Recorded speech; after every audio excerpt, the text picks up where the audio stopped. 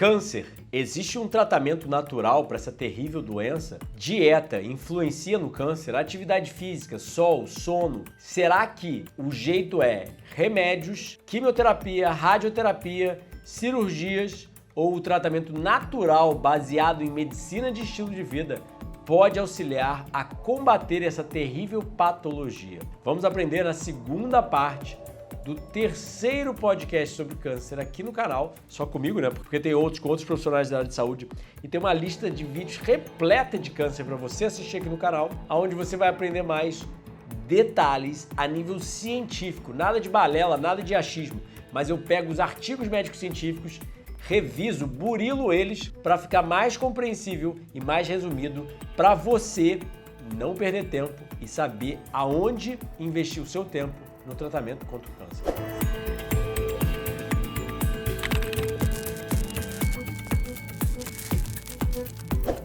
Se você quiser mais detalhado as referências científicas e compreender mais como prevenir e tratar essa terrível patologia de forma natural, leia o Dieta Anticâncer, o estilo de vida que combate o câncer, está disponível no meu site, saudefrugal.com.br, ou na Amazon, em formato Kindle e-book. E relembrando, não temos patrocinadores aqui no canal, porque eu não acredito em receber patrocínio de conceitos que eu não concordo, como por exemplo suplementos, remédios, entre várias outras coisas que realmente eu viso não usar ou não uso. Então eu aceitaria muito o patrocínio de um produtor de brócolis, de um produtor de banana, porque eu apoio o consumo de frutos e vegetais, eu apoio a prática de atividade física, de sol, de sono, mas do resto eu acho que é resto.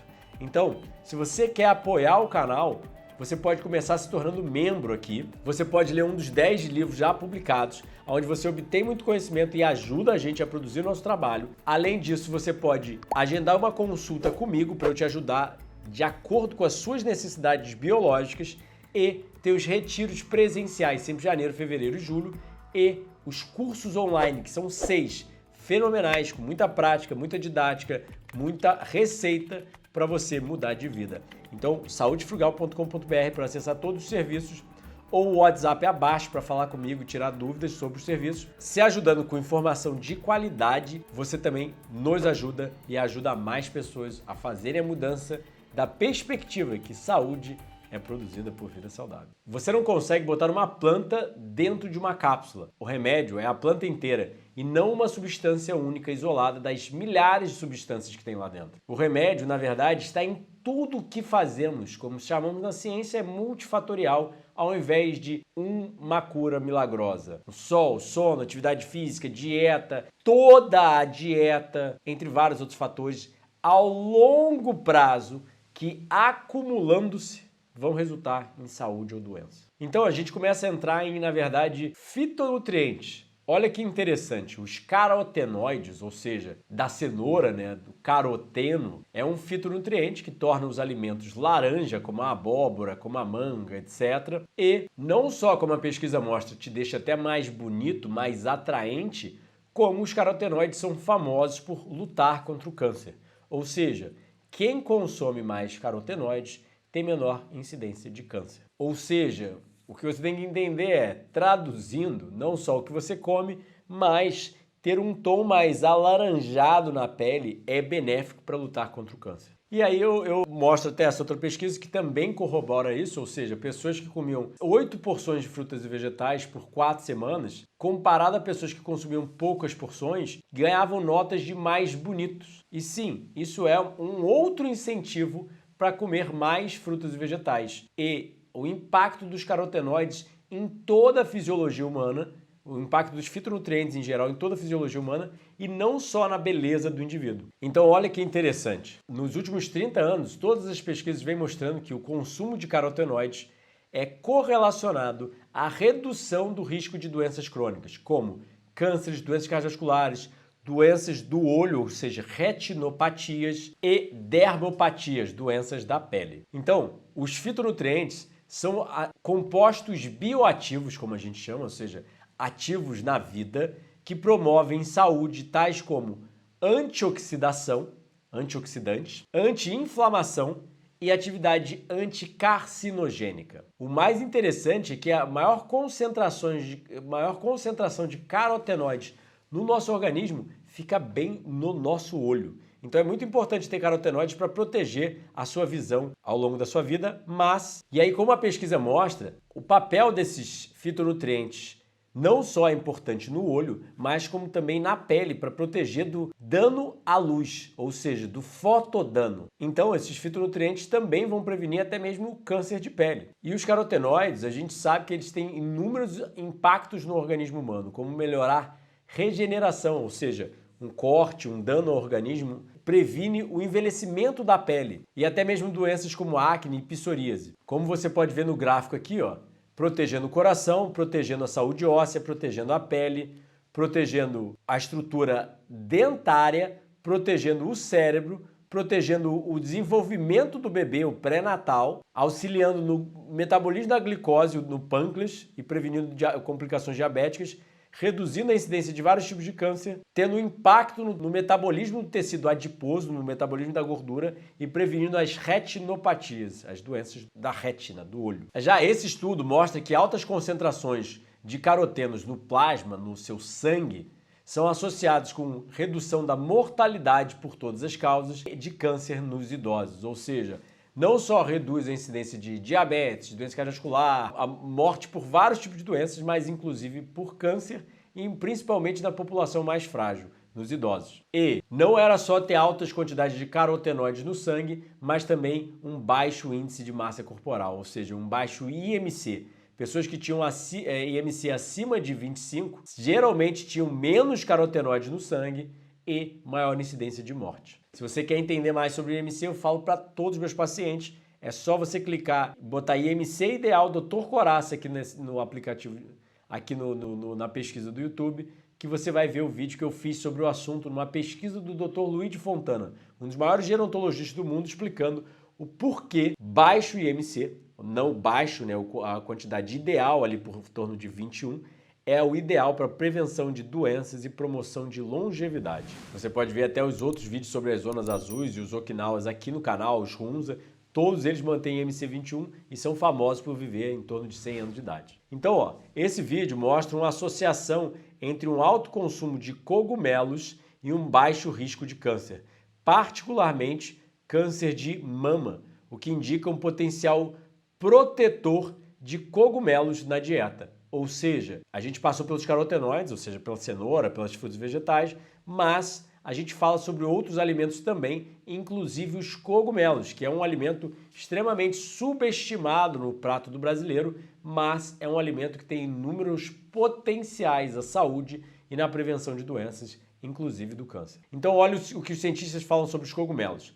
Baixo em calorias, carboidratos, sódio, gorduras e isento de colesterol. Os cogumelos comestíveis também são ricos nesses compostos bioativos, ou seja, nos fitoquímicos, assim como fibra, polissacarídeos, ou seja, carboidratos, vitaminas e os principais antioxidantes, o ergotionina e a glutationa, que pregam uma parte na prevenção do câncer. Então, ó, olha que interessante, os cogumelos também têm fatores anti-angiogênicos. Como eu já falei nas outras aulas, a angiogênese é a formação de novos vasos e quando o corpo está começando a formar esses novos vasos, é na verdade para alimentar o câncer, ou seja, o câncer quer puxar nutrientes, quer puxar sangue para ele ter combustível para se proliferar. Toda a divisão celular precisa de combustível, né? Então, o cogumelo auxilia na anti-angiogênese, antitumoral e imunomodulação, ou seja, luta contra o tumor, luta contra a angiogênese e modula o seu sistema imune para prevenir do câncer. Esse estudo, na verdade, são em modelos animais, ou seja, são estudos pré-clínicos, como a gente chama. Esse não é um estudo em seres humanos. Entretanto, contudo, todavia, os estudos que têm em seres humanos começam a mostrar resultados similares. Mas por que você não ouve ninguém falando sobre cogumelos ou a dieta de pacientes oncológicos no hospital é a base de eles comem muito cogumelos, né, com receitas com cogumelos? Não. No hospital, eles alimentam carne, lasanha, gelatina, pão, mas cogumelo? Por quê? Dá dinheiro para alguém? Me conta. Comenta aqui embaixo qual é a sua opinião sobre dieta e câncer. para a gente saber. Então, ó, outro artigo mostrando que existem inúmeros mecanismos antitumorais no cogumelo que atacam diretamente o tumor, usam a apoptose, ou seja, a morte programada celular, ele vai lá e mata a célula por dentro, o próprio corpo consegue fazer isso, e supressão metastática, ou seja, cogumelos atacam inúmeras formas o tumor, ou até mesmo defesas indiretas, como inibição da neovascularização do tumor e da resposta das células do sistema imune, das células T. Ou seja, são inúmeros mecanismos biológicos. Neovascularização significa nova vascularização, ou seja, angiogênese. Então, cogumelos têm propriedade anti-inflamatória, anti-alérgica, auxiliam a microbiota. E olha que interessante, ao reduzir o estresse inflamatório, ao reduzir a inflamação e ter esses compostos anti-alergênicos, ele melhora a proporção de células TH1 para TH2, ou seja, um equilíbrio das células do sistema imune que quem tem um ambiente interno mais predominante dessas TH2 tem mais incidência de câncer por causa da inflamação crônica, entre outros fatores. Olha que interessante, os cogumelos também são inibidores de aromatase. Sim, o cogumelo, na verdade, ele influencia na enzima que transforma a sua testosterona em estrogênio. Isso está acontecendo muito frequente com homens, por causa dos plásticos, por causa da dieta moderna, entre vários outros fatores. E um dos principais fatores na proteção de câncer e na promoção da saúde em geral é ter equilíbrio hormonal. E, obviamente, o cogumelo tem se mostrado um fator muito importante, porque o excesso de estrogênio pode induzir câncer de mama. E muita gente não sabe, mas até mesmo homens hoje em dia estão sofrendo de câncer de mama. Então esses compostos que o cogumelo tem e também as plantas têm, né, como as flavonas, isoflavonas, que são nutrientes, são inibidores da aromatase. Eles acabam suprimindo a proliferação das células do câncer de mama. Então, para a pesquisa, eles na verdade fizeram extratos das substâncias do cogumelo, mas, como eles mesmos mostram, substâncias estáveis ao calor. E esses fitonutrientes, eles são muito sensíveis, oxigenoláveis e fotoláveis. Então a gente quer o máximo possível de estabilidade desses compostos. Então, o que a gente quer focar? No alimento mais in natura possível. Quanto mais se alterar ele, mais perda de fitonutrientes, mais perda de vitaminas, minerais. Se você quer entender mais sobre isso, tem um podcast aqui sobre os problemas do cozimento. É um vídeo longo para você entender todas as alterações patológicas que a gente induz quando a gente tenta queimar a comida que o Criador nos deu. O remédio de verdade está na comida crua, porque ela tem muito mais nutrientes, uma concentração muito menor de toxicidade. Então é muito importante tentar comer o alimento mais original possível, como a natureza faz. Da dieta original, do Criador, que é tudo de forma original. Então eles usaram o cogumelo Paris nessa pesquisa, né, inibindo a proliferação das células MCF7-ARO. Aí os resultados sugerem que dietas ricas em cogumelo podem modular essa atividade da aromatase, dessa enzima que transforma a testosterona em estrogênio, e funcionando como um quimiopreventivo para mulheres pós-menopausa, por reduzir a produção de estrogênio in situ, como a gente chama, ou seja, no local. Sim, o cogumelo consegue até mesmo mandar os fitonutrientes para o local do câncer de mama e auxiliar nessa inibição. O cogumelo não, né? O corpo. O cogumelo é só os tijolos de construção. Só os nutrientes que o corpo precisa para fazer isso. Aí, mas remédio não está nas plantas, remédio não está na natureza, remédio não está na comida crua, né? É o que muita gente fala.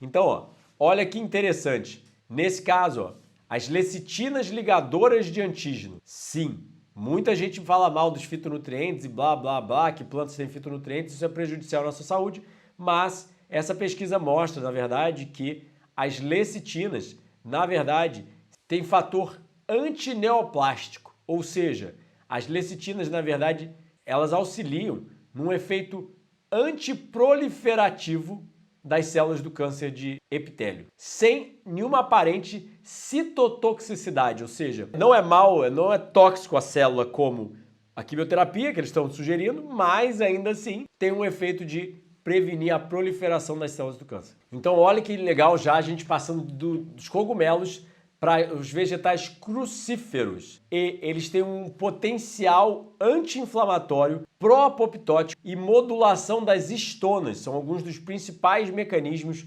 aos quais o sulforafano exibe quimioprevenção. Eduardo, que palavras longas, o que você falou? Vamos lá. Anti-inflamatório reduz a inflamação. Todo mundo já se sentiu meio inflamado, com inchaço no local, vermelhidão. E aí, pró-apoptótico seria a favor da apoptose. Ou seja, o sulforafano, esse fitonutriente no brócolis, auxilia o corpo a matar células que estão erradas no organismo, células desnecessárias e prejudiciais. E modulação das estonas, na verdade, é para o controle epigenético, ou seja, seus genes são ligados e desligados de acordo com o que o corpo precisa. Então ele pode ligar genes bons e desligar genes ruins para prevenir o câncer. Então, assim, são inúmeros mecanismos pelo qual o sulforafano, um isotiocianato, no qual tem no brócolis. Eu sugiro você assistir os vídeos aqui no canal sobre os benefícios do brócolis e das vegetais crucíferos no tratamento do câncer, tá? Vegetais crucíferos são todos esses mais similares ao brócolis, como a couve-flor, a couve, o repolho, e eles exibem quimioprevenção, são muito famosos por auxiliar na prevenção do câncer. E por que isso? Porque eles têm substâncias chamadas de glucosinolatos. Esses glucosinolatos, através de uma enzima chamada mirosinase, são quebrados em isotiocianatos, que são inúmeros isotiocianatos. Um deles, o mais importante até hoje já estudado, é o sulforafano, mas tem vários outros. Então, o brócolis é literalmente uma farmácia química de substâncias anticancerígenas e substâncias extremamente benéficas ao seu organismo para todo tipo de patologia. Tem vários vídeos e shorts aqui no canal sobre os benefícios do brócolis. É muita coisa para explicar sobre o sulforafano e como obter ele em sua maior quantidade, porque como eu falei, da mesma forma dos fitonutrientes dos outros alimentos como cogumelos, o do brócolis também pode ser perdido, ou seja, não só se danifica várias coisas do cozimento, como você perde a mirosinase. A enzima é muito sensível ao calor e ao frio. Então, congelar o brócolis ou cozinhar ele demais vai prejudicar drasticamente a função da mirosinase. Então, assiste os vídeos aqui no canal em geral para entender mais sobre como prevenir, como comer ele até mesmo cru, né? Que eu mostro em vários vídeos como comer ele cru e como ele fica gostoso. Mas, ó lá, a progressão de uma lesão pré-maligna para um tumor metastático requer a acumulação de mutações em muitos dos genes reguladores das células.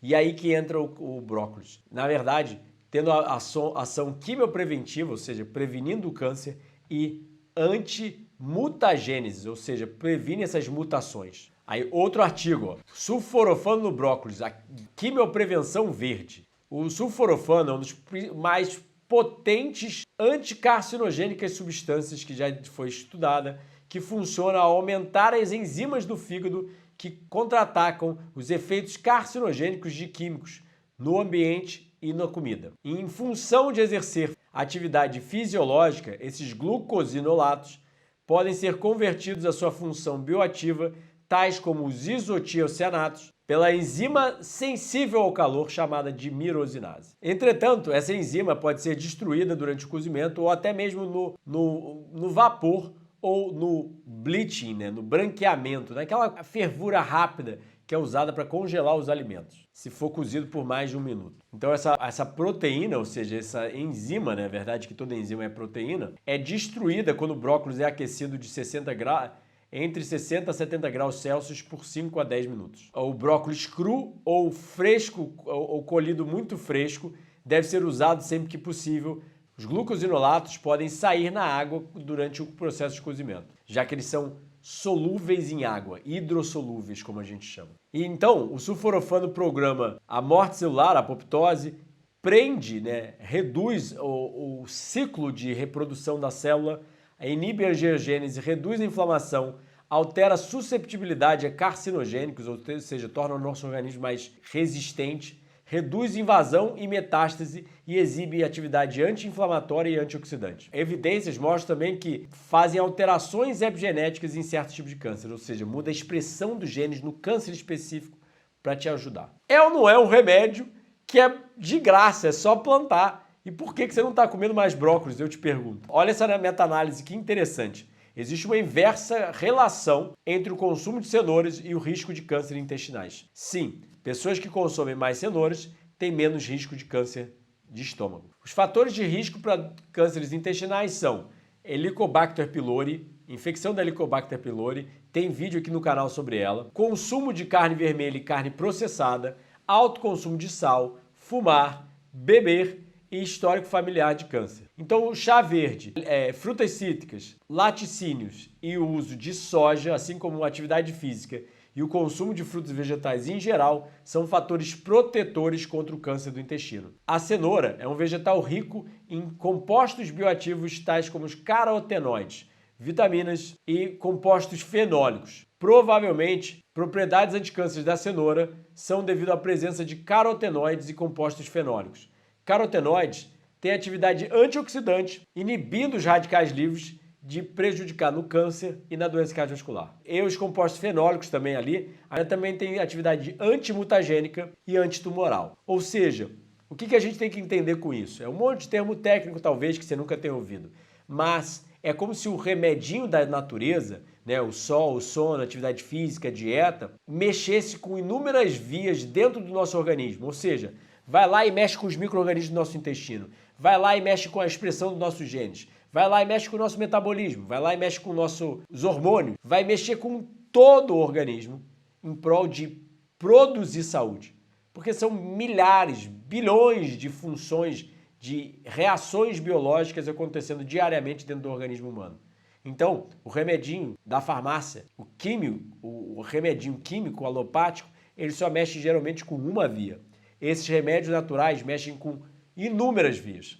São de graça e são gostosos ainda e sem efeitos colaterais. Então, olha que interessante também. Muita gente fala mal do feijão, mas alto consumo de leguminosas é associado com redução do risco de câncer colorectal. Uma meta-análise de 14 estudos envolvendo 2 milhões de pessoas, ou seja, eles pegam 14 estudos muito bons sobre o assunto, que indicam mais ou menos a mesma coisa, fazem um estudo em cima desses estudos para analisar o que deu resultado. É o padrão ouro de ciência, ou seja, é o melhor tipo de estudo para mostrar que uma coisa funciona.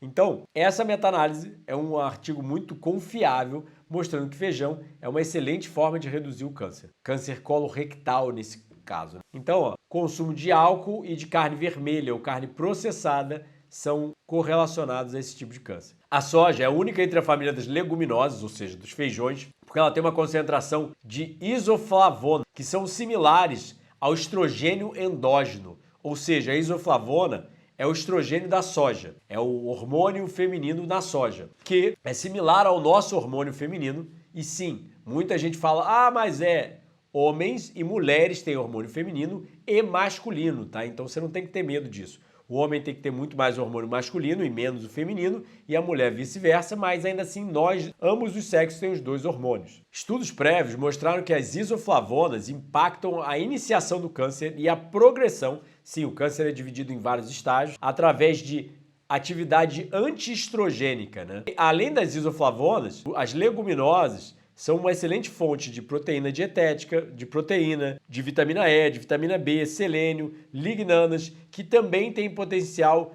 preventivo do câncer. Aí a gente já passa para as frutas. No caso, as amoras pretas são famosas por terem as antocianinas, né? No caso aqui não é nem amoras, no caso foi framboesas pretas, mas em geral todas as bagas têm atividade anticâncer e são extremamente ricas em nutrientes. Essas antocianinas, ou seja, aquele nutriente preto nas amoras e nas framboesas, tem efeito supressor contra a proliferação do câncer de cólon e apoptótico de células cancerígenas. As antocianinas são o mais abundante flavonoide, um tipo de fitonutriente, uma classificação de fitonutriente, que constitui as frutas e vegetais. Ou seja, geralmente tem todos, uma porção um pouco mais, uma porção um pouco menos, mas... Então eles usaram pó de framboesas pretas, administrado oralmente, numa base diária, por aproximadamente 4 semanas, levou à modulação de vários mecanismos protetores epigenéticos e celulares, ou seja, biomarcadores, como a gente chama, né?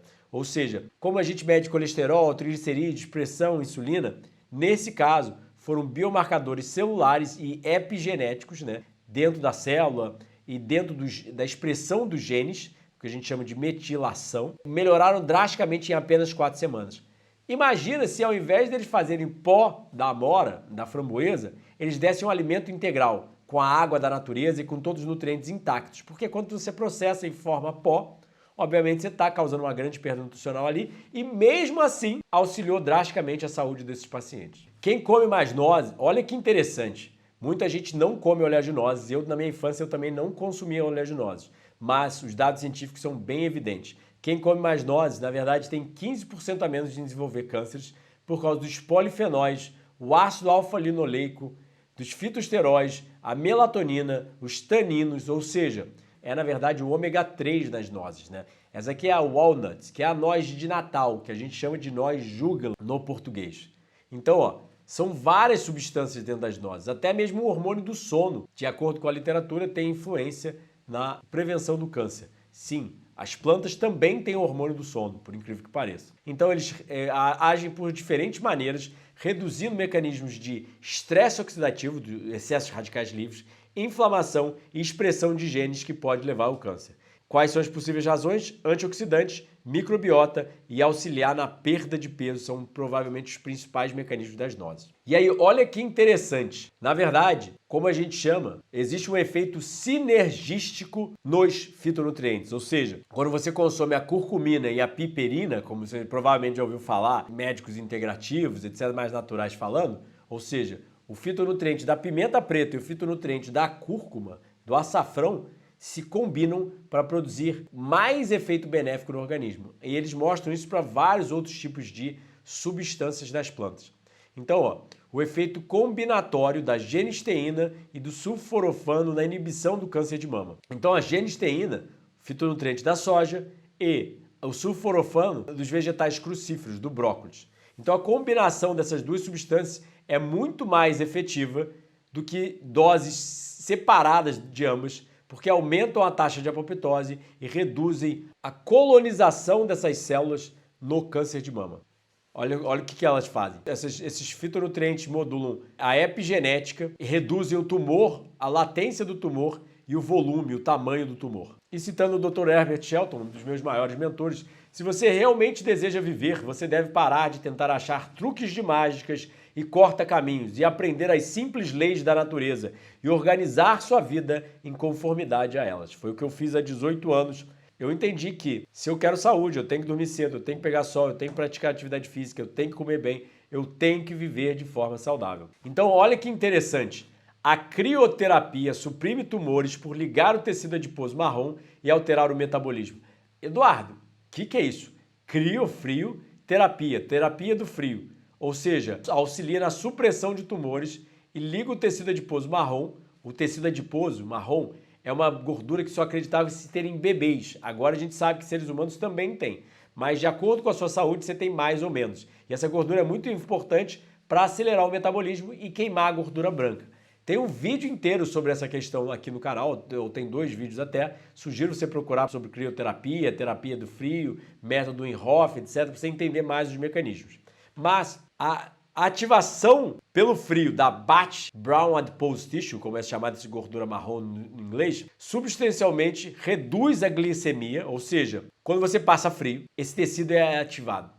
E aí reduz seu açúcar no sangue e impede o metabolismo da glicólise nas células cancerígenas, ou seja, impede que as células do câncer se alimentem do açúcar em excesso para se proliferar. E comer uma dieta rica em glicose, rica em açúcar, sobre exposição ao frio, volta com o crescimento do tumor e altera um gene chamado de UCP1, que é um mediador da termogênese da BAT. Ou seja, termogênese é geração de calor que essa gordura influencia. Ou seja, se você alimenta um rato, se eu me lembro bem dessa pesquisa, foi testada em modelos animais, ou seja, um estudo pré-clínico. Não me lembro se foi testado em seres humanos, mas eu acho que também foi, né? Mas se você tira essa gordura do indivíduo e ainda dá uma dieta rica em açúcar para ela, ou seja, açúcar refinado, né? O tumor volta a crescer. Então o frio tem um efeito, mas ainda assim ele depende da gordura e de uma dieta reduzida em açúcar. Como eles mostram aqui embaixo, ó, em um estudo em seres humanos, a exposição ao frio leve aumentou significantemente a quantidade de BAT em seres humanos saudáveis e em pacientes com câncer, o que reduziu a absorção da glicose nos tecidos tumorais. Ou seja, funciona. Se você quer saber mais sobre o método Wim Hof, eu já postei alguns vídeos aqui praticando ele. Entrar numa banheira geladíssima com gelo pode parecer loucura, mas a nível científico parece fazer bem. Olha esse gráfico aqui, que interessante. Temperatura termoneutra e temperatura gelada. Olha que interessante. Estressar o organismo através do que a gente chama de hormese, o que não me mata me torna mais forte. Hormese é essa palavra, que é literalmente o que não me mata me torna mais forte. Estressar o organismo através da sauna, através do frio, através de ficar sem fôlego, através do jejum, através dos fitonutrientes das plantas, que também é um mecanismo de hormese. Tem vídeos aqui no canal, sugiro você assistir, que é muita ciência, para vocês sentirem confirmação dentro de vocês que o caminho da natureza é sempre melhor, mas você pode ver por esse gráfico aqui, eles mostrando os mecanismos biológicos de por que a temperatura de 4 graus Celsius protegeria e, na verdade, auxiliaria a matar células cancerígenas. Então, o tumor é inibido por inúmeros mecanismos biológicos, ou seja, tem menos glicose para ele, né? Porque o frio liga esse mecanismo para reduzir a glicose, né? Através dessa gordura marrom, né? Ou seja, vai reduzir o açúcar no seu sangue. O segundo vai reduzir a hipóxia no tumor, ou seja, geralmente no local do tumor não tem muito ar, não tem respiração.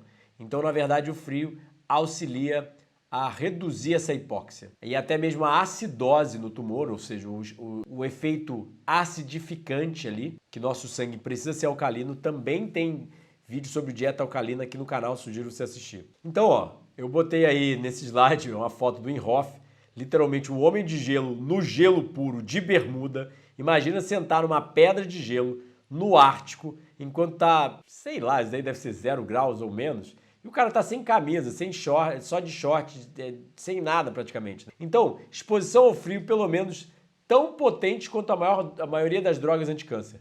É impressionante, porque os cientistas mostram que, na verdade, medicina de estilo de vida funciona e pode funcionar tão bem quanto um remédio, né? E o que você está esperando para fazer essa mudança, né? O que você está esperando para, pelo menos, usar a vida saudável junto com os seus remédios para tentar lutar contra essa terrível doença? Porque um dos problemas maiores é que as pessoas só usam os remédios e esquecem que tem que viver saudável. E aí, mesmo que não morresse de câncer, morre de outras doenças. E olha o que os cientistas falavam. Exposição de ratos com câncer, que tem tumores, ao frio, resulta numa inibição do efeito do tumor, do crescimento do tumor, e atividade antitumoral, que é pelo menos tão potente quanto a maior parte das drogas anticâncer. Ou seja, mas expor eles a um frio leve, só de 22 graus Celsius, não resultava na supressão do tumor. Talvez 22 graus Celsius, ou seja, uma temperatura que não é frio, convenhamos, né, não seja suficiente para ativar essa gordura marrom, abate. Você entende que interessante? Os caras estão provando que passar frio luta contra o câncer. E aí o que acontece? Tem vídeo aqui no canal sobre falando isso. A gente virou muito Nutella. O ser humano, ao invés de ser mais raiz como era antigamente, pisar no chão, pisar na grama, pisar na terra, comer comida da terra, comida da árvore, né? Ao invés de comida do supermercado, dormir com o horário do sol e o horário da noite, estar ativo no horário do sol, estar inativo no horário da noite, praticar atividade física intensa, ficar sem fôlego, subir em árvore, levantar coisas pesadas. Não. O ser humano agora quer ser Nutella. Até o sol faz mal. Até a comida natural faz mal, né? Porque muita gente fala mal de fruta e vegetal, mas come industrializado. Aí, sair no sol para me exercitar, sair no meio-dia. Eu conheço gente que foge do exercício quando tá sol. Não tô falando pra você exercitar meio-dia, né? Tudo bem que eu faço, mas pode ser meio loucura.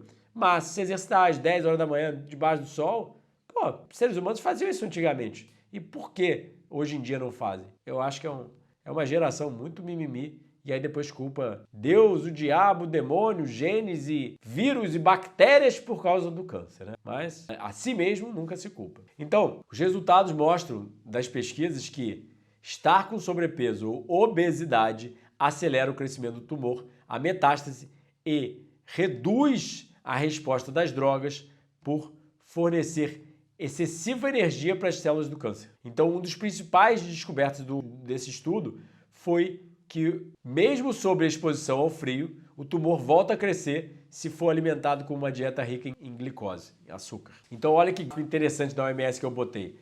E aí, no final das contas, a obesidade aumenta o risco desses tipos de cânceres. Câncer da tireoide, do esôfago, do estômago, dos rins, mieloma múltiplo, pâncreas, colorectal, ovário e endométrio, vesícula biliar, fígado, mama e meningioma, um tipo de câncer cerebral, que tem o glioma, blastoma e por aí vai. Então, levado em consideração, nós mostramos que a ativação bate por exposição a temperaturas baixas, mas fisiologicamente moderadas, ou seja, não vai se expor ao frio e se matar de hipotermia, né? Ele fornece um efeito, uma abordagem efetiva na terapia do câncer. Ou seja, não estou falando, você escolhe o tratamento que você queira e eu sugiro fortemente você ler o Dieta Anticâncer para entender realmente tudo sobre o tratamento.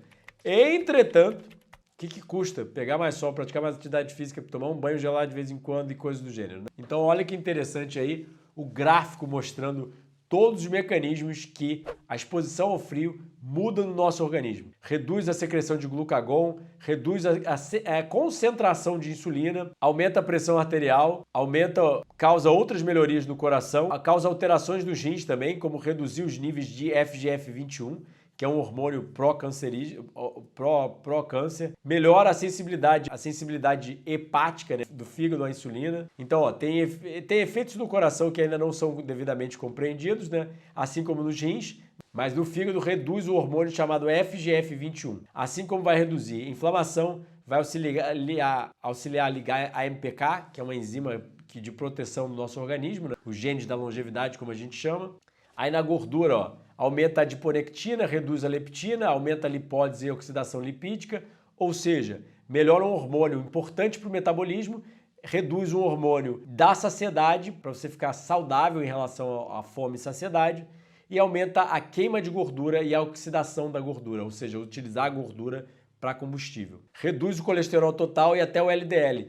Sim, impressionantemente, tomar banho gelado, se expor ao frio, reduz colesterol.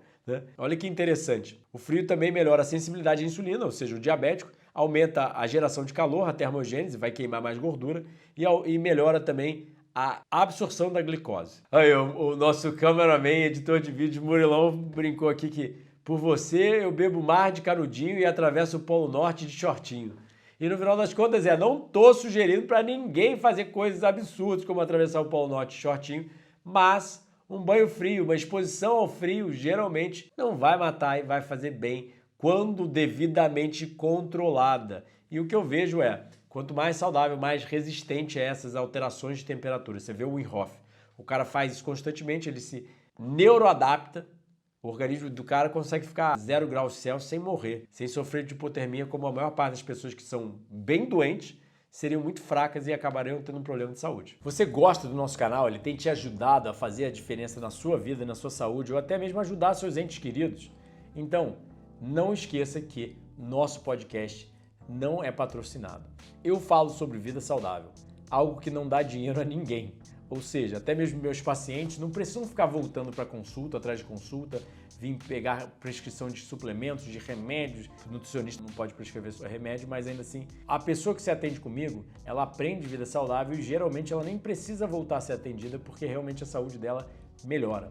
Então, com isso sendo dito, eu não sou patrocinado por ninguém, porque tem muita gente por aí prescrevendo suplemento, prescrevendo remédios, prescrevendo um monte de coisa, ou fazendo vários tipos de tratamentos auxiliares e ganhando muito com a área da saúde. Eu não. Eu acredito em educação de medicina de estilo de vida. Então a única coisa que eu vendo é educação para você mesmo aplicar aí na sua casa e melhorar a sua qualidade de vida, a sua saúde. Mas não tem nenhum produtor de brócolis querendo me financiar, não querendo estimular o podcast, porque assim não se ganha dinheiro. Então, geralmente, quem patrocina um podcast de saúde são empresas de remédios, empresas de suplementos e coisas do gênero.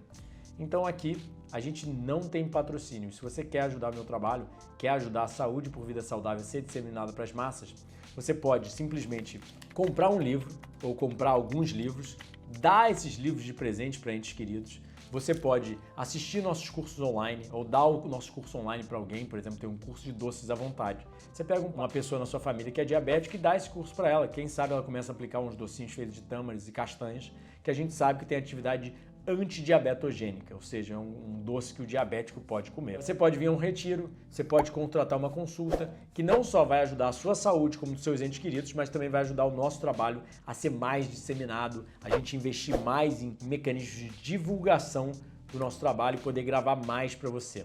Então, quer apoiar nosso podcast? Já começa comentando, compartilhando, sentando o dedo nesse like, enviando para todo mundo. Isso tudo já vai ajudar.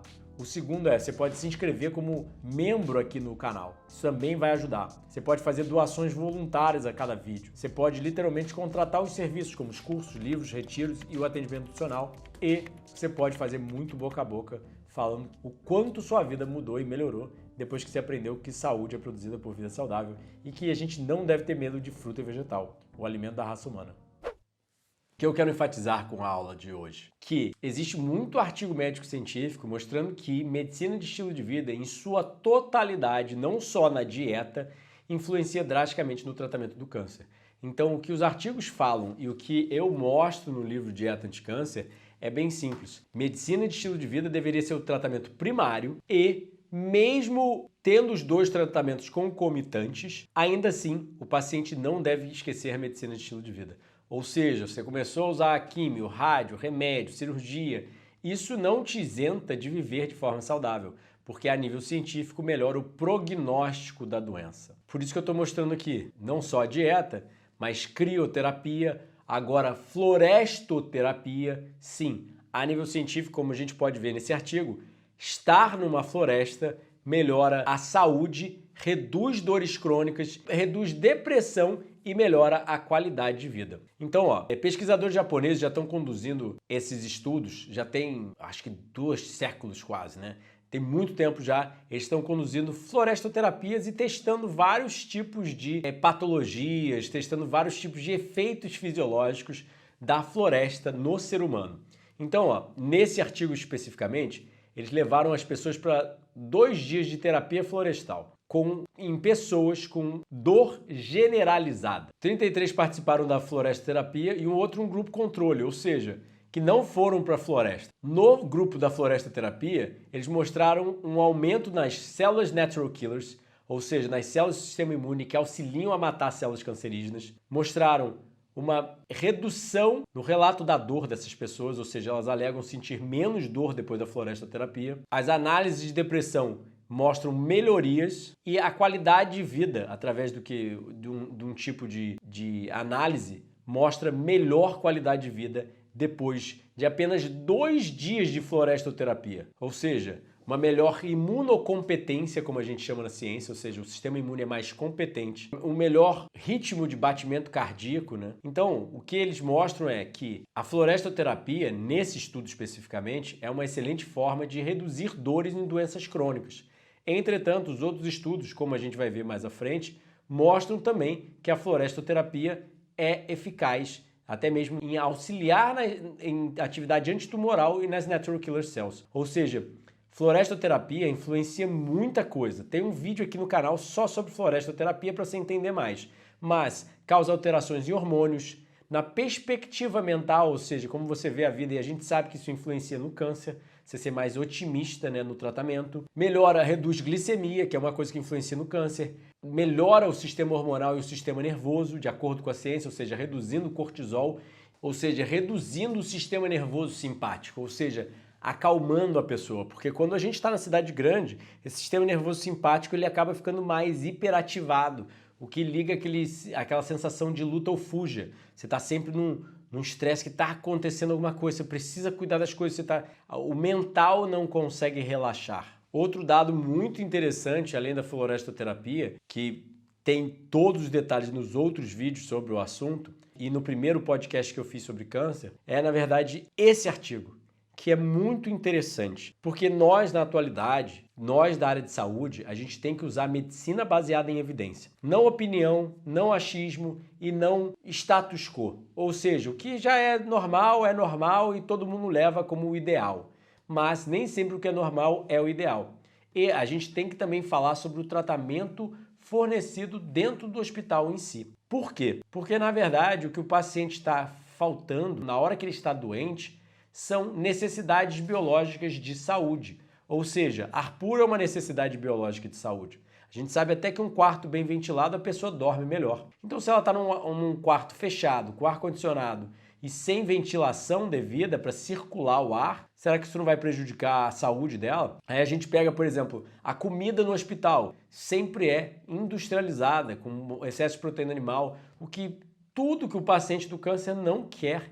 Na verdade, ele quer grandes quantidades de frutas e vegetais e oleaginosas, como a gente sabe a nível científico, e todas elas auxiliam na prevenção e até mesmo no tratamento do câncer. Já o paciente hospital também não está pegando vitamina D, né? Porque ele não está sendo exposto à luz solar. Outra coisa é, realmente, ele não tem contato com a natureza, que isso é importante para a fisiologia humana. Então são várias questões a gente considerar, mas eu vou só conversar sobre esse artigo específico que mostra a questão do ambiente hospitalar. Olha o que o artigo alega. Apesar da compreensão que o ambiente influencia a dor, pacientes com dor continuam a ser tratados em locais que são isentos de estímulo que causam distração. Ou seja, o habitat natural, você consegue prestar atenção em tudo, ver coisas acontecendo.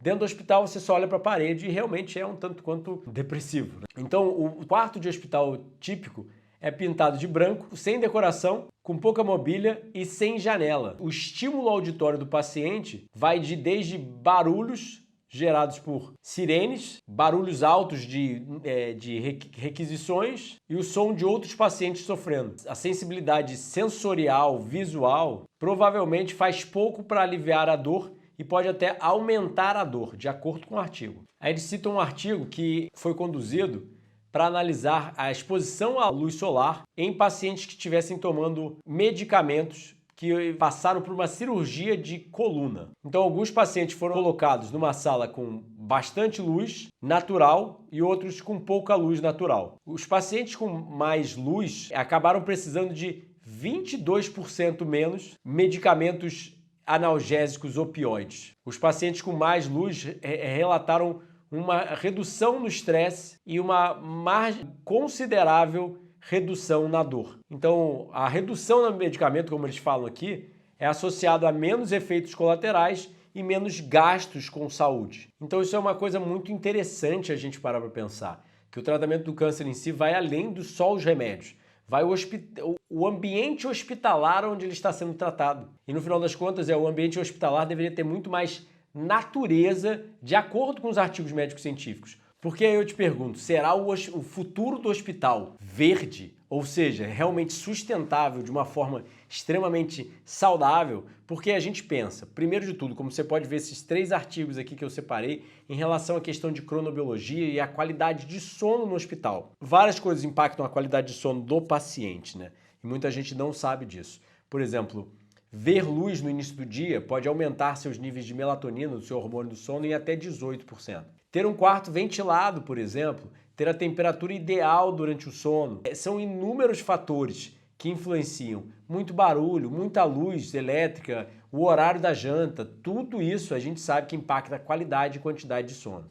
Então, primeiro de tudo quando o paciente realmente não está perto de uma janela, vendo, deixando o ritmo circadiano dele ser sincronizado de acordo com o sol, ou seja, o olho capta a luz e através dessas pistas ambientais, além da luz, tem a comida, etc., como tem os Zeitgebers, os doadores do tempo do alemão, ou seja, tem doadores do tempo na natureza que fazem o entrainment, a sincronização do nosso relógio biológico, que é o núcleo supraquiasmático. Eu sei que é um monte de terminologia, sugiro você assistir os vídeos sobre cronobiologia e ritmo circadiano aqui no canal. São 3 vídeos bem legais. O que eu quero dizer o paciente dentro de um hospital acaba sofrendo de cronodisrupção, porque o que nós sabemos é sempre a natureza sai vencendo. Ou seja, o meu pai na roça, há 80 anos atrás, dormia com as galinhas. 6h30, 7 horas já estava na cama, 7h30 estava dormindo e acordava 4h30 da manhã com um galo cantando. Então esse é o natural horário de seres humanos dormirem e acordarem. E quando a gente quebra esse parâmetro, a gente causa cronodisrupção, que eu já botei vídeo aqui no canal sobre sono e câncer, onde eu mostro os artigos que já comprovam que ver luz elétrica à noite causa aumento do dano ao DNA, ou seja, as coisas que danificam o DNA, se intensificam e causa reparo do dano ao DNA. Ou seja, a gente repara menos e sofre mais dano, que é obviamente a receita perfeita para a promoção do câncer. E, obviamente, a melatonina é o hormônio da escuridão. Então, não só é o hormônio da escuridão, como é o hormônio anticâncer. Então, quando a gente tem pouca melatonina sendo produzida e mantida em bons níveis, a gente está reduzindo a proteção do câncer. E o que acontece hoje em dia? Antigamente eram 12 horas de luz, 12 horas de escuridão. Agora a gente vê 20 horas de luz e 4 horas de parcial escuridão. Ou seja, ninguém mais realmente dorme cedo como deveria e fica sem exposição à luz elétrica noturna como deveria para fornecer ao organismo o melhor ambiente para o reparo do DNA e prevenção do câncer. Eu, pelo menos particularmente aqui em casa, eu desligo as luzes e fico no escuro. Mas, geralmente, a maior parte das pessoas faz o quê? Fica acordado até 10 horas, 11 horas, meia-noite e, obviamente, causa um problema muito grande, que é a cronodisrupção. E aí você desequilibra hormônios, genes, metabolismo, microbiota. Então é muito importante a gente entender que essa cronodisrupção, esse prejuízo no controle do relógio biológico, por ver luz no horário errado e não respeitar o processo da natureza, de luz, escuridão, o ciclo de vigília e sono, que foi assim por milhões de anos, até plantas têm relógio biológico, a gente está pagando um preço muito alto, que é um prejuízo não só nesse relógio biológico, mas na quantidade e na qualidade do sono. Como a gente chama mais especificamente, a arquitetura do sono está sendo mudada. E, obviamente, não só isso. Existe outro fator que prejudica essa cronobiologia, que é o fator de crononutrição. Tem vídeo sobre crononutrição aqui no canal, sugiro assistir, mas o paciente num hospital acaba comendo muito tarde. Ele está sempre com soro fisiológico, sal, açúcar e água caindo na corrente sanguínea dele, até mesmo quando ele está dormindo. Então, obviamente, o que isso vai impactar na saúde do paciente? A gente ainda não tem, eu nunca vi um estudo médico científico, mas já tem esses 3 estudos médicos científicos aqui, sugerindo que realmente a cronobiologia deveria ser um papel muito importante na saúde do paciente do hospital, mas até hoje os hospitais não estão se atualizando em relação à ciência. Então, outro fator que a gente pode questionar é, existe um prejuízo à microbiota? Por quê? A microbiota é muito importante para a nossa saúde e para proteger do câncer. E quando a gente está num ambiente estéril como um hospital, obviamente, e até num ambiente onde a maior parte das pessoas são doentes, vai ter uma transferência de microbiota inadequada. A gente sabe que conviver com pessoas saudáveis, você acaba tendo troca de microbiota saudável. E, obviamente, um ambiente como a natureza, tocar no solo, mexer com a terra, plantar, auxilia a povoação da microbiota correta. Ou seja, auxilia os micro-organismos saudáveis estarem ao longo do seu corpo, principalmente no intestino. Então, existem várias coisas.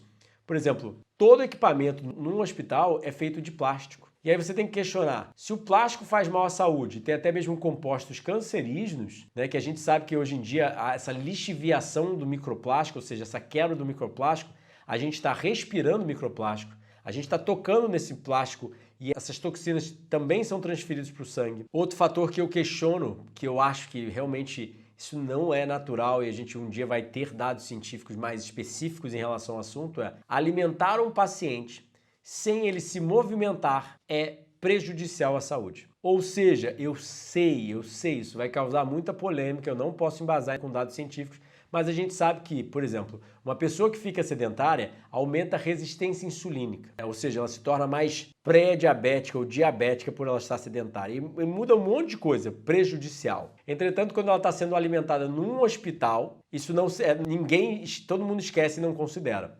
Perante a nossa visão higienista, óbvio, eu sei que eu já fiz um jejum de 39 dias à base de água e tenho um livro escrito sobre o assunto, então sou tendencioso a comentar.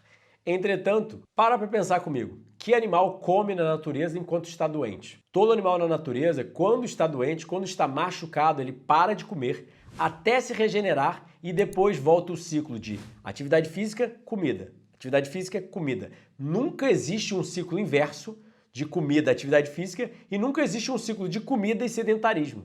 Consegue entender da onde que eu estou partindo? Porque, por exemplo, a atividade física liga um hormônio chamado FGF21. A restrição calórica, entre outros fatores, como a atividade física, pode ligar o hormônio da longevidade, o FGF21. Atividade física é essencial para a saúde e não existe parâmetro na natureza que coma sendo sedentário. Então isso é um outro questionamento, óbvio. O paciente está no hospital, não consegue comer, etc. Você vai botar ele em jejum? Eu não posso argumentar em relação a isso. Então esse é um outro questionamento que a gente tem que fazer. Ou seja, vai contra os princípios da fisiologia humana. Toda máquina que fica parada e não se movimenta, enferruja. A gente sabe disso. Toda máquina que você bota combustível nela e ela não roda, é pior ainda, porque aí ela começa, obviamente, a ganhar peso e, obviamente, aumenta o estresse oxidativo, aumenta a inflamação e por aí vai. Então, o outro aspecto no hospital é, geralmente o paciente está privado de vitamina D, ou seja, ele não está pegando sol e, obviamente, deve ter milhares de ondas eletromagnéticas dentro de um hospital, vindo de celulares, Wi-Fi, etc., que, obviamente, impactam um pouco a saúde do paciente também, na minha humilde opinião. Isso são só reflexões, obviamente embasadas em alguns estudos, como eu mostrei aqui, mas coisas que eu questiono como um profissional higienista tendo uma perspectiva higienista, né? Que eu acho que hospitais poderiam começar a seguir a ciência e se otimizar em relação a esses conceitos bem básicos. No final das contas, eles ignoram as toxinas do cozimento, cientificamente comprovadas, e dão comida cozida aos seus pacientes. Eles ignoram que dietas baseadas em plantas são a chave de saúde, porque todos os artigos médicos científicos mostram até mesmo auxílio na reversão de câncer, doença cardiovascular, diabetes, entre outros, com uma dieta baseada em plantas integral, né? Então, como que eles vão oferecer comida refinada e excesso de proteína animal? E ignoram até mesmo a citação hipocrática, né? O pai da medicina ocidental sugeria que comer na doença é alimentar a sua própria doença. Então, óbvio, existem várias questões, jejum ainda não é tão comprovado assim, mas eu acho que a população precisa ter conhecimento e refletir. E, obviamente, eu estou estudando o assunto e vivendo o assunto, praticando o assunto há 20 anos. Então, alguém tem que, pelo menos, trazer as reflexões para um dia ser colocado à prova a nível científico e, então, depois que virar um consenso científico, ser recomendado à população. Só que, infelizmente, a gente sabe como é, né? Isso vai levar 20, 30, 40, 50 anos, se levar, porque não tem dinheiro sendo investido na saúde. Se você quer saber mais sobre dieta ideal e jejum, eu sugiro fortemente a leitura dos dois principais livros. Eu acho que, na minha humilde opinião, são os dois mais importantes. O Dieta do Éden e o Jejum Higienista.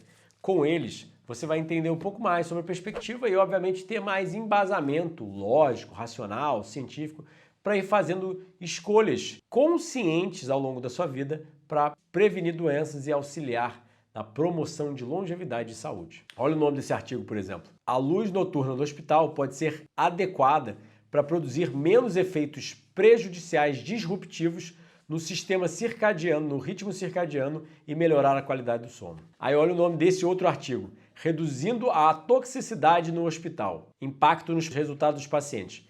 Pequenas mudanças na rotina do cuidado do hospital podem melhorar o impacto no sono e conhecimento de saúde, ou seja, educando mais os pacientes sobre saúde, não só tratando a doença, que o paciente, quando está no hospital, ele precisa de educação, ou seja, de como comer, como dormir, como treinar. Então, os padrões de sono e vigília de um hospital, de um paciente hospitalizado, representam um potencial, uma avenida potencial para melhorar a qualidade e segurança do tratamento hospitalar, como o artigo sugere. E esse outro já sugere que a teoria do paciente de hospital, do cuidado circadiano do paciente de hospital. Porque a gente sabe que esse desequilíbrio no relógio biológico pode gerar todo tipo de doença. Ou seja, quem dorme tarde, como shift workers, trabalhadores noturnos, aumenta a incidência de câncer até em 3 vezes, entre vários outros problemas.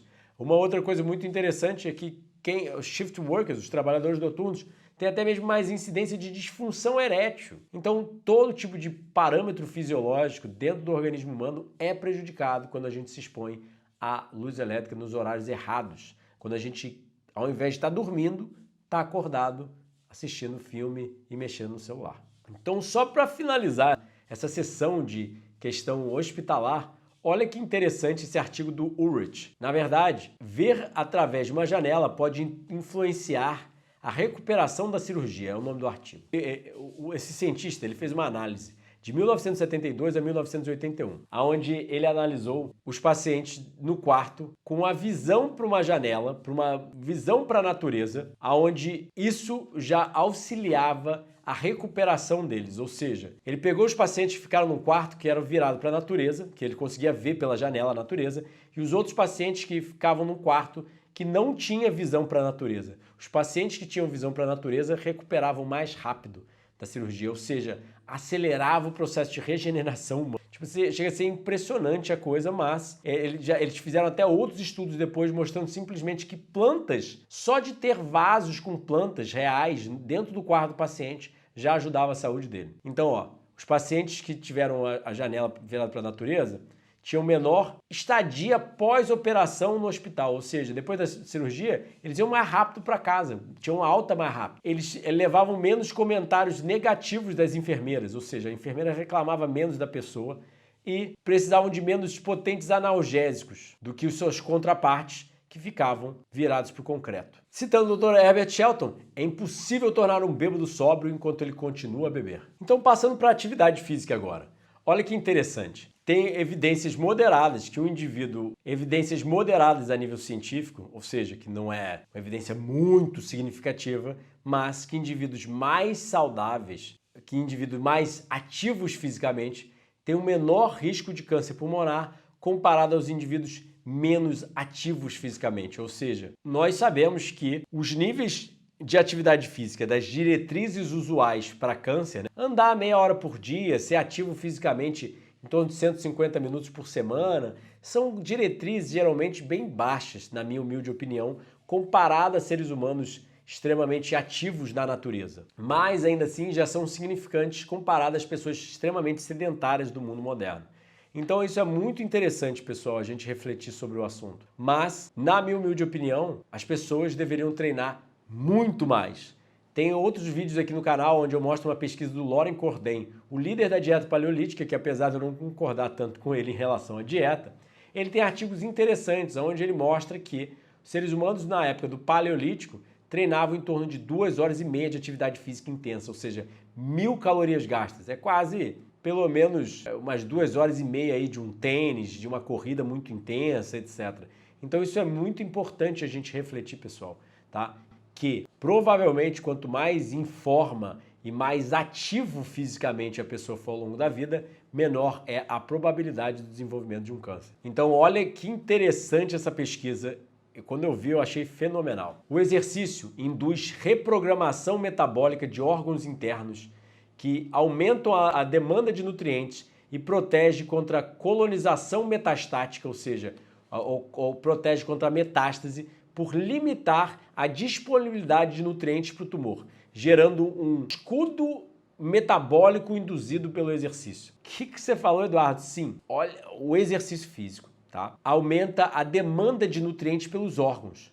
E aí não sobra tanto nutriente para o tumor, que leva a um escudo metabólico contra o câncer. Ou seja, treinar, e principalmente o que a gente tem visto cada vez mais, treinar previne o câncer, a incidência do câncer e a recorrência do câncer. Tipo assim, você está falando de remédio? Que remédio melhor que uma bela de uma corrida no sol, uma bela de uma atividade física, né? Então, olha que interessante. Um estudo prospectivo de 20 anos, conduzido em seres humanos, mostrou que pessoas que não tinham câncer e que praticavam atividade física antes do início do câncer tinham um modesto impacto na incidência do câncer, ou seja, reduzia a incidência do câncer, mas principalmente reduzia o problema quando o câncer estava metastático, ou seja, o prognóstico do câncer lá na frente vai ser melhor quando a pessoa treina desde antes do câncer. Aí eles testaram, por exemplo, em ratos com câncer de pele. O exercício, antes de causar o câncer neles, né, antes de expor eles a cancerígenos, significantemente protegia eles contra metástase em órgãos diferentes. Que a metástase é simplesmente o câncer indo se colonizar em diferentes órgãos, né? O efeito protetor do exercício era dependente na atividade da mTOR. Eu já falei sobre a mTOR aqui nas outras palestras, o alvo mamífero da rapamicina, uma proteína que controla a proliferação celular. Então, viver de forma saudável reduz essa proliferação celular, reduz a atividade da mTOR para uma quantidade fisiológica, ou seja, tudo no nosso organismo como a proteína. Pouco faz mal muito faz mal. A gente precisa de uma quantidade ideal. Hormônios, muita testosterona faz mal, mas pouca testosterona faz mal também. Então tudo no organismo tem um limite. E o organismo consegue, com uma vida saudável, impor esse limite dele certo. Obviamente, quando a gente vive de uma forma não saudável, esse limite é quebrado. E aí, olha que interessante essa outra pesquisa já mostrando. Exercícios intensos por menos de 5 minutos podem reduzir a incidência de câncer em até 32%. Isso é uma coisa muito quente na ciência, que a gente tem visto que o HIIT, High Intensity Training, ou seja, treino de alta intensidade ou o treino de alta intensidade intervalado, pode melhorar a saúde consideravelmente mais do que um treino de baixa intensidade. Ou seja, correr, andar é bom, mas ficar sem fôlego é ainda melhor, a nível científico. Então, um VILPA, como eles chamam na pesquisa, treino físico vigoroso, de alta intensidade, era associado com uma redução de 17 a 18% da incidência total de risco de câncer, comparado a um treino sem treino de alta intensidade, sem esse treino vigoroso. Se fosse apenas 3,4 minutos de VILPA, mas se passasse para 4,5 minutos de VILPA, ou seja, aumentar 1 minuto de treino por dia, era associado com uma redução de 31 a 32% da incidência de câncer. Imagina que remédio é esse? 1 minuto a mais e 12, 13% a menos da incidência de câncer. Só 1 minuto a mais de treino vigoroso, ou seja, correr até ficar sem fôlego e coisas do gênero assim, né? Como eu sempre falo, induzir hormese. O Murilo, que está aqui atrás gravando, ele sempre sobe a ladeira aqui do lado de casa, né? Ele sobe de bicicleta e aí chega meio que o fano, né? Hormese, hormese, hormese. É muito legal ver o impacto que a ciência tem, a educação tem nos nossos entes queridos e nas pessoas ao nosso redor. Que a gente começa... O que deveria ser realmente um tratamento de saúde não é. Médicos, nutricionistas, enfermeiros, as pessoas no hospital, em todas as áreas da saúde humana, deveríamos estar educando as pessoas sobre dados científicos da importância de reproduzir os nossos hábitos na natureza, na nossa vida moderna. E na natureza, às vezes a gente ia ver um leão, ia ter que sair correndo dele e subir numa árvore. Você ia ter que escalar uma árvore inteira. Imagina escalar uma árvore de jaca, 20 metros. Entende? Seria realmente, a vida não era tão simples assim, a nível físico.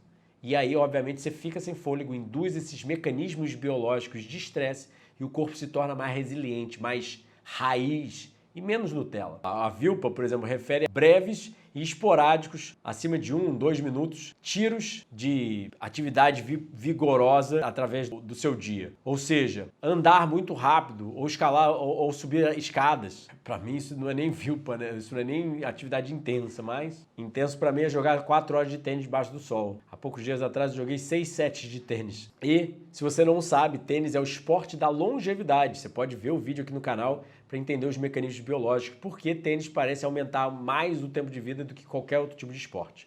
E aí, ó, citando os famosos gregos e os romanos, sol est remediorum maximum. O sol é o remédio máximo, de acordo com a literatura médica científica.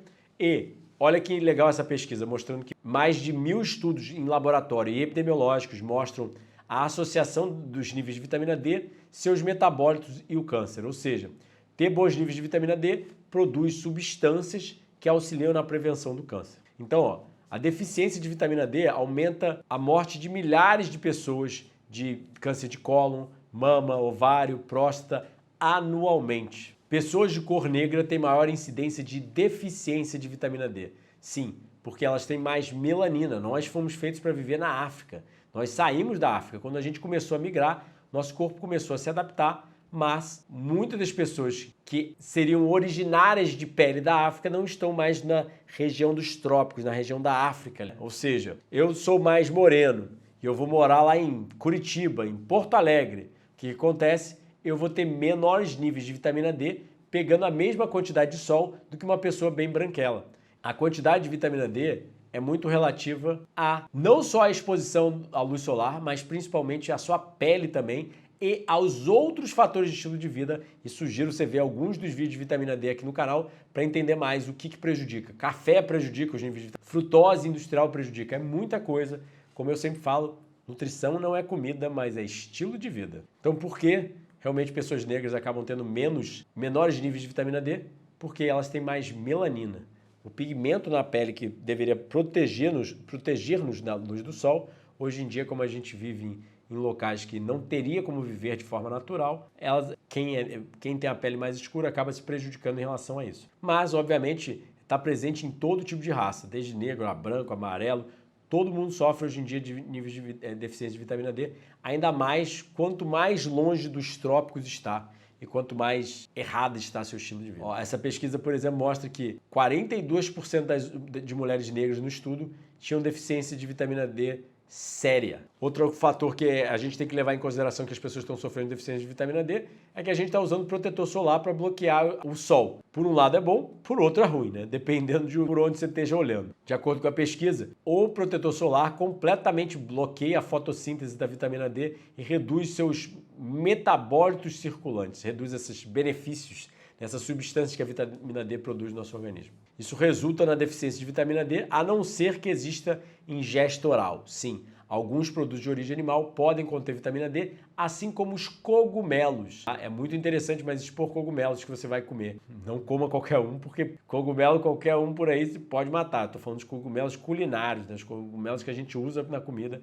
Você pode botar no sol, que ele vai absorver vitamina D2 e vai te fornecer. Então tem muita coisa a se considerar em relação às quantidades ideais de vitamina D, tá? Olha isso aqui, que é o que a gente chama de uma curva em efeito U. Ou seja, quando a curva está lá embaixo, né? Ou seja, abaixo de 30 nanogramas por mililitro, você tem maior incidência de doenças crônicas. Mas também quando passa de 70, você tem maior incidência de doenças crônicas. Então o truque, na verdade, não é ficar com muita vitamina D, nem ficar com pouca vitamina D. É ficar com uma quantidade ideal de vitamina D. Mas também olha que interessante, né? Não só a vitamina D protege de muitos tipos de cânceres, como vários outros problemas de saúde, mas pessoas mais idosas precisam de mais vitamina D devido à redução na absorção. E muita gente não entende e não visualiza como os mecanismos biológicos são todos interdependentes. Ou seja, a atividade física pode aumentar os níveis de vitamina D no sangue. Quem diria que a atividade física influencia nos níveis de vitamina D?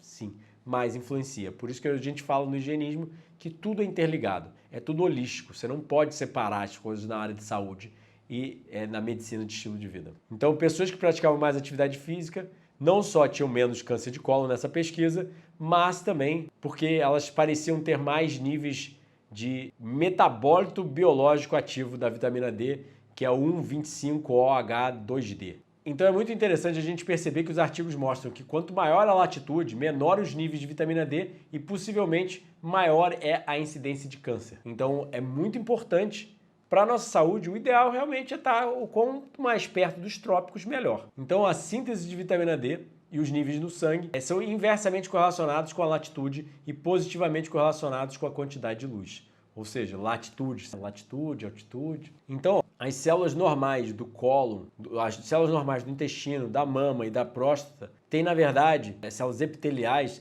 têm uma quantidade de tem receptores de vitamina D que são altamente sensíveis a essa forma da vitamina D ativa, né? 1,25-OH2D. Isso provavelmente é um dos mecanismos de anticancerígenos para vitamina D circulando ou sintetizada naquele local. Então, os mecanismos de ação da vitamina D auxiliam na inibição da angiogênese do tumor. São vários mecanismos, né? Mas um deles é que a vitamina D inibe a formação de novos vasos para o tumor se nutrir. E muita gente não imagina, mas suplementos de vitamina D, por exemplo, podem ter efeitos tóxicos, como, por exemplo, desmineralização óssea, hipercalcemia, ou seja, excesso de cálcio no sangue, hipercalciúria, excesso de cálcio na urina, e nefrocalcinoses. Ou seja, nefrocalcinose é um excesso de acúmulo de cálcio nos rins, levando à falha renal, a falha dos rins. Apesar desses sintomas serem encontrados raramente em hiperdosagens de vitamina D, geralmente quando a pessoa constantemente toma mais de 10.000, que é a unidade internacional, de vitamina D, numa base crônica, né? Numa base constante. Existiram casos de toxicidade de vitamina D lá atrás, porque eram dadas doses massivas de 50.000 até 150.000 por dia por uma base longa. E citando o Dr. John McDougall, um médico vegano que cuidou de pacientes por 40 anos, eu acho, não existe nível de vitamina D descoberto no exame de sangue que me levam como um médico a prescrever suplementos de vitamina D para os meus pacientes. Ou seja, mesmo que o paciente dele chegue com nível 10 de vitamina D, ou seja, muito baixo, ele ainda acha que pode ser prejudicial à suplementação de vitamina D. Tem vídeo aqui no canal explicando a perspectiva do McDougall, com os artigos médicos científicos ali embaixo, sugiro ver, mas eu também sou contra a suplementação desenfreada. Primeiro, o paciente tem que focar em corrigir os mecanismos de estilo de vida. Não sou extremamente contra todo tipo de suplemento, mas quanto menos suplemento e mais necessidades biológicas, melhor. Como o próprio McDougall sugere, eu sugiro para as pessoas evitar exames rotineiros de verificação dos níveis de vitamina D. Não tem nada a ser ganho. Quantidades adequadas de sol e comer bem é o caminho a seguir, independente dos resultados de sangue. Pessoas mesmo de 12 a 100 nanogramas por mililitro, que seria uma média muito ampla, ainda assim podem estar deficientes de vitamina D. Tratar quantidades anormais de vitamina D com suplementos machuca as pessoas, na verdade aumentando a incidência de fraturas ósseas, como ele sugere. Ele sugere que uma das principais causas de deficiência de vitamina D, na verdade, são os alimentos pró-inflamatórios, que uma dieta baseada em amido, né, uma dieta batata, arroz, feijão, frutas, vegetais, seria a ideal para o tratamento. Eu não concordo 100% com o McDougall, mas tem entrevista com ele mesmo lá no meu canal em inglês. Então, citando o Dr. Walter Longo, o maior especialista de jejum do mundo, o cientista mais famoso de jejum do mundo, o câncer não é inevitável. Por atrasar o envelhecimento, nós conseguimos evitar em muitos casos o câncer. No livro do Dr. Walter Longo, Jejuando o Câncer, ou seja, o nome do livro é Fasting Cancer. E, citando Pitágoras, enquanto o homem continuar a ser destruidor e impiedoso dos seres animados dos planos inferiores, não conhecerá a saúde nem a paz. Enquanto os homens massacrarem os animais, eles se matarão uns aos outros. Aquele que semeia a morte e o sofrimento não pode colher a alegria e o amor. Então, olha que interessante essa pesquisa, mostrando que os fito-hormônios de estresse das plantas suprimem a proliferação e induzem a apoptose em células cancerígenas. Meu Deus, fito-hormônio, hormônio das plantas. Então as plantas secretam hormônios, na verdade, e principalmente quando elas estão estressadas, isso vai auxiliar a inibir a proliferação do câncer e auxiliar o corpo a matar as células cancerígenas. Impressionantemente, como o David Sinclair fala, ou seja, um dos maiores biólogos, um dos biólogos mais famosos do mundo sobre saúde, ele mostra o conceito de hormese até mesmo nas plantas, que a gente chama já de xenormese, hormese externa. Então, quando as plantas são estressadas, tipo uma planta sem agrotóxico, vem os bichinhos lá tentar comer ela, aí ela às vezes sofre um pouco de falta de água, a planta mais natural, digamos assim, ela vai ter mais fitoquímicos que vai ser mais benéfico à sua saúde. Então, como eles mostraram na pesquisa, ratos tratados com fito-hormônios sobreviviam significantemente mais que ratos sem os fito-hormônios. E olha que interessante, mulheres chinesas sofrem de câncer pulmonar mesmo sem fumar. Sim, o risco delas aumenta à medida que elas cozinham mais. Sim, como elas passam o dia inteiro em locais fechados, fritando comida em óleo com aquelas panelas wok, aquelas panelas chinesas, elas acabam respirando os gases que são tóxicos da fritura. E quanto mais elas cozinham várias refeições por dia, maior é a incidência de câncer nelas. Óbvio, Eduardo, não é uma coisa da noite para o dia, porque vão me perguntar, Eduardo, mas não é uma coisa da noite para o dia, não é uma coisa que é que nem cigarro. Às vezes a pessoa está viva ali 30 anos depois de fumar ainda, mas vai causando um lento dano. Então, já chegando no final da nossa aula, alta ingestão de frutos e vegetais. Olha a pesquisa publicada no British Journal of Nutrition em 2015. Consumo de frutos e vegetais pode reduzir diversos tipos de câncer e doenças cardiovasculares. Aí eles sugerem que a alta ingestão de fibras, flavonoides e proantocianidinas, ou seja, os fitonutrientes e as fibras dentro dos alimentos, né, a cor dela e o esqueleto da planta, o que deixa ela mais firmezinha. Então, eles analisaram 17 mil pessoas, mais de 10 mil casos de câncer. Vegetais crus protegiam mais do que os vegetais cozidos, mas ambos forneciam inversa correlação com a patologia, ou seja, o vegetal cru e cozido protege, mas o vegetal cru protege mais ainda. O consumo de bulbos, ou seja, da cebola, do alho, é inversamente correlacionado ao câncer também. Vegetais crucíferos, as frutas cítricas e os tomates e maçãs também. Olha que interessante, essa pesquisa mostrando que os polifenóis, ou seja, um grande grupo de antioxidantes naturais, são uma das fortes explicações para os efeitos protetores das frutas vegetais contra câncer e doença cardiovascular. Os polifenóis induzem a apoptose, ou seja, ajudam a morte programada celular, prendem e removem radicais livres, eles sequestram, não aquelam os radicais livres para tirar do corpo, regulam o óxido nítrico, o gás vasodilatador, ou seja, nosso vaso sanguíneo precisa dilatar para passar bastante sangue e os nutrientes. Eles aumentam a mobilização de leucócitos, as células de defesa do organismo.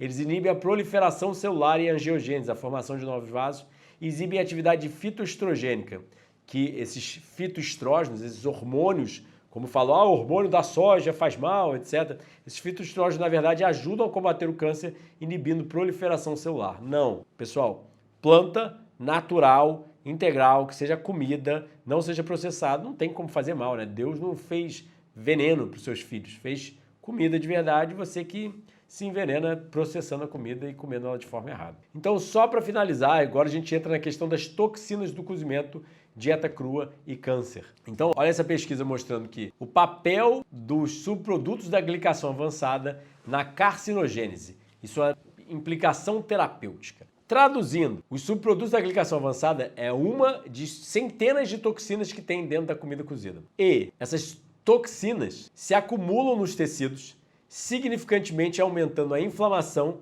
no corpo, que tem sido associado com o desenvolvimento do câncer. Ou seja, quanto mais comida cozida você come, dependendo do tipo de cozimento, dependendo do alimento que você cozinha, você aumenta essas toxinas no sangue. Aumentando essas toxinas no sangue, você faz o quê? Você gera inflamação. E mais inflamação gera mais câncer. Então essas proteínas vão lentamente se acumulando em órgãos e no corpo enquanto a gente envelhece. Então o acúmulo dessas toxinas, dos AIDS, dos subprodutos da glicação avançada, é ligado ao envelhecimento e até mesmo cartilagens, colágeno na pele, fluido pericardal. A gente comprova que se acumula os AIDS em muitos lugares do nosso organismo. Esse efeito tóxico, né, também é associado não só com câncer, mas doenças cardiovasculares, Alzheimer, infarto e o prejuízo da saúde que é associado com o envelhecimento. Em condições de excesso de açúcar alto no sangue, os tais quais como a diabetes, a acumulação desses AIDS é acelerada. Então é muito importante você manter a sua glicemia, seu açúcar no sangue em nível moderado. E eu sei, pessoal, a aula talvez fique pesada, mas se você não entender a ciência por trás, como você vai ser motivado a mudar? Se você não entender a ciência por trás, como você vai ser motivado a praticar? É sua saúde, você tem que se interessar pelos dados, você tem que se interessar em como se curar. E isso aqui é a explicação que você precisa para cada dia mais ir revendo ali na sua cabeça e sendo motivado, né? Então olha que interessante, outra toxina do cozimento, que é a acrilamida, já é considerada cancerígena desde 2002 por pesquisadores suecos e ninguém mais fala dela. Praticamente foi completamente esquecida, mas ainda assim nós sabemos que, como eles estão falando, essa acrilamida é formada realmente quando batatas e entre outros tipos de carboidratos eram demasiadamente aquecidos, mas essas acrilamidas não eram encontradas no alimento cru ou no alimento que só foi cozido na água, né? Ou seja, era encontrado no cozimento na água, mas era muito pouco. Então, ó, outra pesquisa mostrando que vegetais crus protegem mais contra o câncer do que vegetais cozidos. 9 dos 11 estudos de vegetais crus ou cozidos mostraram estatísticas significantes da relação inversa do câncer e de vegetais crus, enquanto apenas 4 desses 11 estudos mostraram com vegetais cozidos. Então, por que provavelmente o vegetal cru protege mais do câncer do que o vegetal cozido?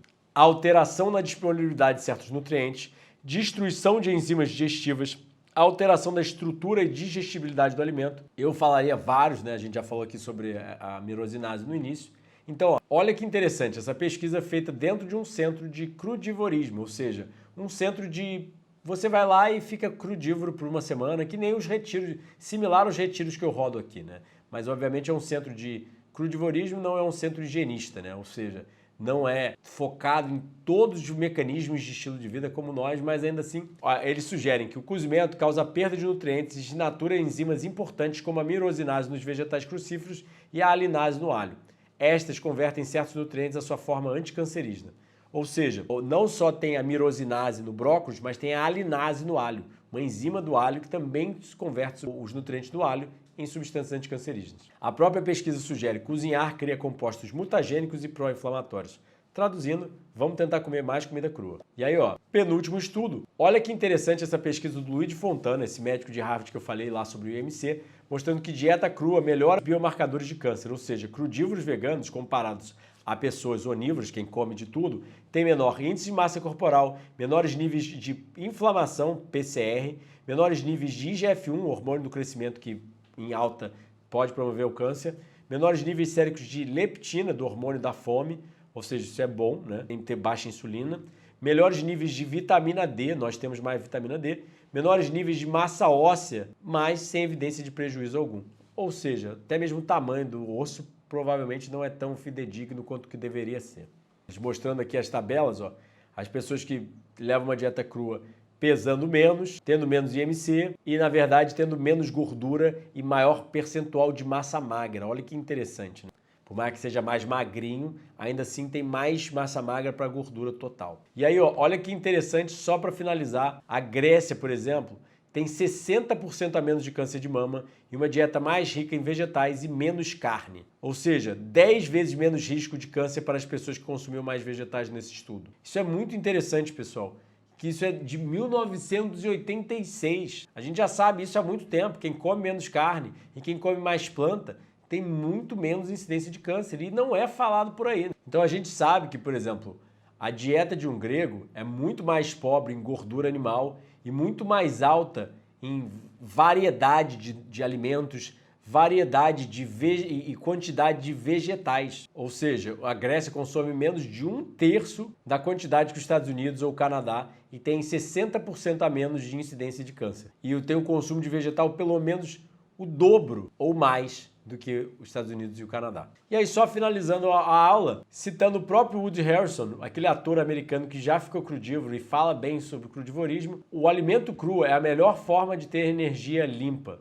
A gente se preocupa tanto com o combustível que a gente bota no carro, o tipo de óleo, mas nós deveríamos nos preocupar mais ainda com o tipo de combustível que nós botamos no nosso corpo. É queimar combustível limpo. Então, você quer entender mais sobre a dieta crua e a importância da medicina de estilo de vida no tratamento do câncer e na promoção da saúde em geral, eu sugiro fortemente a leitura do Dieta Anticâncer, do Jejum Higienista e do Dieta do Éden. São meus 3 principais livros. Entretanto, tem outros 7 livros que são também muito importantes, porque se você quer fazer algo e fazer bem e conseguir aplicar isso bem, essa medicina de estilo de vida higienista bem na sua vida, você precisa entender. Quanto mais conhecimento, mais material, melhor. Então eu sugiro você ler os 10 livros.